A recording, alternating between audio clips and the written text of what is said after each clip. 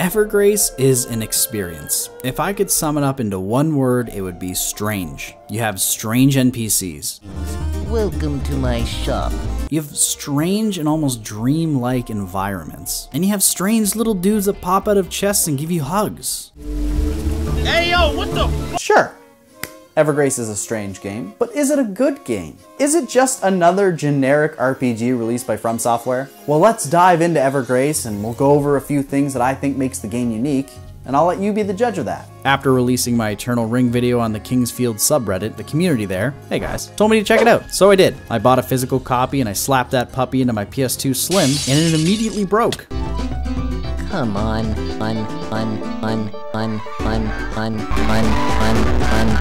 And since it won't load anymore, the only rational thing I could do is emulate it.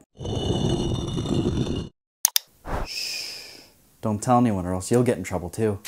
Evergrace is the type of game that you play but you never remember. It's a pure, distilled dream. The moment you set foot in the first area, you know that you've been flung into some land that is as beautiful as it is unfamiliar. We all remember the first time that you wandered through Boletaria or the Undead Burg and had no clue where you were going, but we were awestruck by the beauty of the world Fromsoft has made for us. Well, Evergrace is no different. It might be on a smaller scale than Demon Souls or Dark Souls, but the moment I saw light shining through those trees, I was blasted back with some early 2000s PS2 nostalgia. The story of Evergrace is one of confusion and convolution. To be honest, guys, I had to read the wiki to make sense of it. I don't know if that means I'm just stupid and I didn't pick up on little lore tidbits that were throughout the game, but at the end of it, I had no clue what was going on. To briefly go over the story, you take on the roles of Charlene and Darius. Darius's family was attacked by assassins and both of his parents died. Charlene tried to intervene, and through the power of the crest, a magical birthmark that's on Darius, she was whisked away to the magical empire of Rubain, which is also overrun with monsters. And this guy.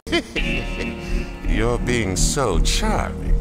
Darius, on the other hand, became a master swordsman, as you do, and wished to take revenge on the assassins. Now, I don't know how long this takes to become a master swordsman, but I think that there is a time discrepancy here. If Charlene was teleported away at the night of the assassination, and you start her story directly after this happens, how long would it take Darius to become a master swordsman? Because even after he becomes a master swordsman, he still has to track the guys down, and then once he does, he enters the Belenia Forest, which then teleports him to Rubain, and the assumption the game makes is Darius shows up just after Charlene. For example, these rocks here are blocking the path of Darius in his campaign because Charlene somehow made them fall over. I don't know. Some magic time shit going on. However, as said previously, you do take on both roles of Charlene and Darius as two separate campaigns. Both campaigns need to be beaten to get the true ending. And while the campaigns do take you to some unique locations, there is quite a bit of overlap.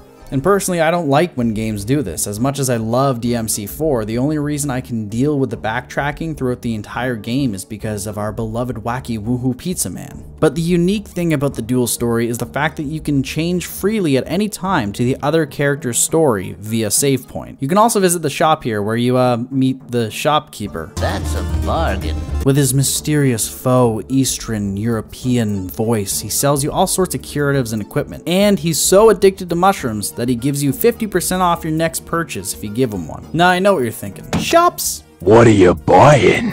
But don't underestimate this weird elephant man because he is the single most important man in the world. The shopkeeper is going to turn you into a beast. He's gonna sell you all the right equipment, all the best armor, and you're gonna love every second of it. Let me break it down for you. The game's main mechanics focus around what armor and weapons you have equipped. Each piece of gear, weapon, head, chest, legs, and accessory, are not only there to change how you look and your stats, but also to give you a special ability known as a Palmyra action. Armor Palmyra actions are utility-based, like run real fast or hover over hazardous terrain. And your weapon Palmyra action is like a spell, like lightning bolt. And I gotta say, I love this system. You use crystals that are dropped by enemies that are tied to specific colors, which each piece of equipment equipment uses that specific color as a mana source. Once that specific crystal runs out, your item goes white and powerless, and it's gonna cost you some bank to get it repaired, so it's recommended that you don't overuse your abilities. I think the design is great because it keeps the players from just mashing the same spell over and over again, and makes you actually have to think of when you want to use your spells rather than using it just because you can. Each piece of equipment can also hold a different amount of crystals, so some hold more than others. And on top of that, you can upgrade your weapons and armor to make them more powerful, to give you more Palmyra actions, and have them hold more crystals. It's such a unique system that I've never seen before, and I'm happy FromSoft was not afraid to experiment with something new rather than just create a generic RPG. Now, while there are lots of armors and abilities that set up for some awesome builds, the real question is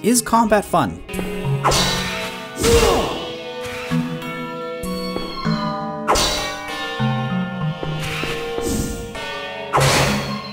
So there you have it, that's combat in a nutshell. The combat in this game is interesting. Your health is also your stamina. What the actual fuck did you just say to me right now? I know, I was taken back by it as well, but it's not that bad once you get used to it. As you run, the bar lowers. The red bar is your HP and stamina. The yellow bar is your max HP and stamina. And when you take damage, the yellow bar lowers, thus lowering the amount of stamina you have. But if you walk or stop moving, the red bar will regenerate, but the yellow bar will not. Taking a life extract, this game's potions, restores your yellow bar. Now, at first, I thought this was a bit much. Instantly curing you full health felt like it was a bit broken, but turns out you actually need this. The game has a comfortable difficulty, and damage doth not fuck around. Oh, very important thing that I forgot to mention. Technically, you can keep running while your red bar hits 0, but the amount of damage you do is directly tied to the red bar. So if you're sitting at a pretty 0% on your red bar, you will do maybe a point of damage. See this little melon man right here? You want to whack him? Well, you gotta wait for that red bar to fill up so you can actually hit him and do damage. I think the designers put this in so that you could pace combat. And honestly, I think it works. You spend a lot of time kind of going in and out of the combat range of the enemy, waiting for your red bar to fill up so you can strike with a decent amount of damage. And this makes combat feel less brainless than just running in and slapping things around. Another thing I like about combat is that enemies act in an interesting way. Some have tactics that you need to use versus them, or else you're gonna have a bad time. Take these octopuses for example. They only open up to be attacked if you stop looking at them. So you have to kind of fake out looking at them and then turn around and strike them. Some enemies have tactics that I have yet to even begin to understand, such as this fine gentleman. I spent like 5 minutes fighting one of these guys, and I just ended up ignoring them for the rest of the game because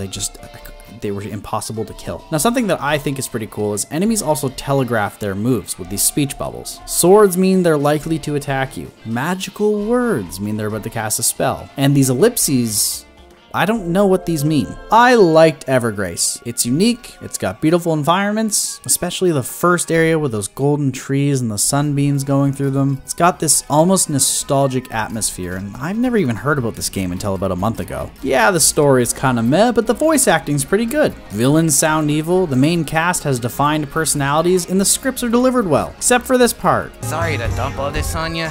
It's really not your concern. Besides, I don't even know who you are. Huh?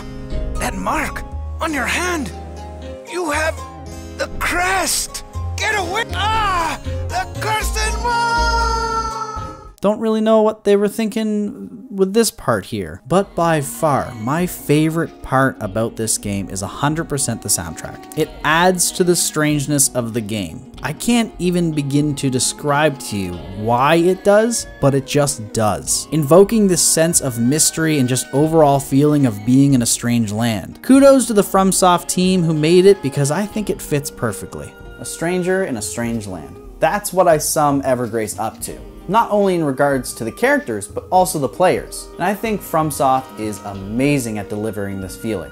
Eternal Ring, Kingsfield, Dark Souls, you're placed in this mystical land and you're just left to explore, and Evergrace is no different. And it's got the unique RPG elements, like the Palmyra actions, like the HP stamina bar, and I think all these things put together really give Evergrace its own identity. Now, I didn't touch on it much, but the dungeons are unique and have interesting puzzles in them that are tied to either the armor you're wearing or the Palmyra actions you use, which makes for some great puzzle design. There's also an optional dungeon that's hidden away, which I love in games. I didn't know about it until after my playthrough was finished, so I have no footage, but I'll leave that for you to explore. Character designs are on point, boss battles are fun, and I've overall had a really good time playing this game. And if you are a Fromsoft fan, I suggest you go play this game, if not just to experience it. I mean, you can be like me and you can go buy a copy, or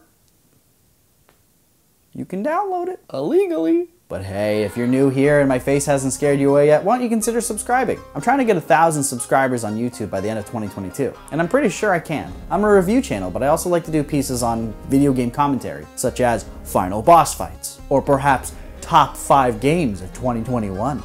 Which I haven't made yet, but I'm getting there. And hey, if you like live streaming, I stream over at twitch.tv. Twitch.tv/TreakyBoy. I play all sorts of games all the time. I stream about 3 to 5 times a week. Bet you didn't know that. Dummy. I'm also trying to hit 1,000 followers over on there, and we're about halfway. Here's to another awesome year. And hey guys, thanks for watching my video.